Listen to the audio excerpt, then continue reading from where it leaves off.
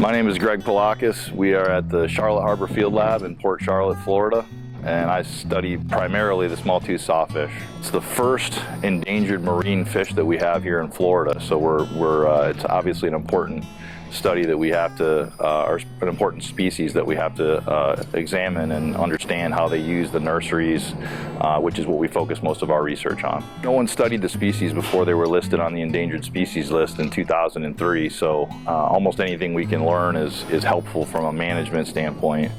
And some of the things that we've learned their responses to salinity. They respond to changes in freshwater flow, especially in the Caloosahatchee River, which is a heavily managed system in our region, and also in the Peace River, their habitat use patterns are much different. So we're learning about some of those differences in terms of some hot spots that the juveniles have and that they use consistently year after year. You know, the smalltooth sawfish is one of several top predators in the ecosystem here in Florida. Knowing about them and having healthy top predators populations is important.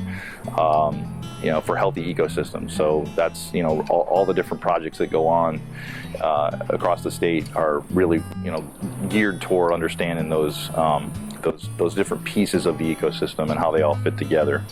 We know some areas that we call hotspots that are real high use areas, consistently high use areas for these juveniles. So we're starting to link some of the acoustic data that we have, the location data, with some of the behavioral things. What are they doing while they're in these hotspot areas? And that's something that we'll be doing more of in the near future.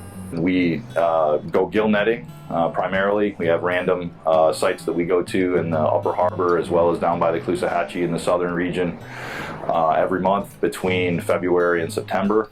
And then we also do non-random sampling where we get reports through our hotline, and we respond to those reports from the public and tag a lot of fish through that method as well.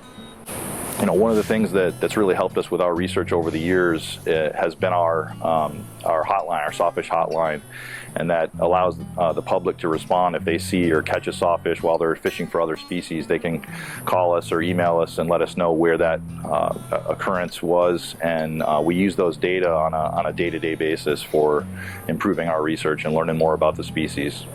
The hotline phone number is 941-255-7403, and the email is sawfish@myfwc.com.